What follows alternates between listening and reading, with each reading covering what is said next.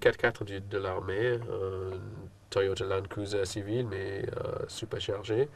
Euh, nous a rattrapés assez vite. Ils tiraient d'abord dans l'air pour nous avertir, mais après ils ont tiré sur la voiture. À ce moment-là, on s'est dit qu'on allait mourir. J'avais mon ordinateur laptop sur mes genoux. J'étais en train d'écrire une histoire quand ils ont commencé à tirer.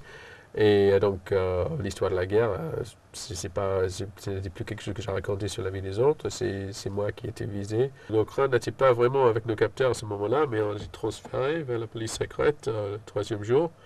Et là, tout a basculé dans le noir. Les yeux étaient bandés, on a été menottés dans le dos et mis dans une 4x4 pour être amené à Tripoli. Donc on a passé 7 ou 8 jours, 8 heures avec nos mains menottées dans le dos. Ça a fait très mal. J'ai toujours un peu les bleus ou les abrasions de ces menottes. J'ai perdu un peu de sensation dans l'arrière de la main gauche. Joe était explicitement dit qu'il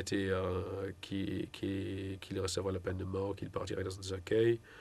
Moi, on m'a pas dit ça explicitement, mais on m'a fait comprendre avant de signer une longue confession que j'étais dans un système de tribunal militaire, qu'il y aura une peine et qu'il y aura un procès assez sommaire dans les jours à venir. Trois inconnus arrivent dans la cellule, nous bandent les yeux, nous mettent dans une pick-up, nous baissent les têtes pour qu'on voit où on sait. Et à ce moment-là, on croyait qu'on allait être amené dans le désert pour être tué ou pour mis dans une goulag pour encore 10, 20 ans.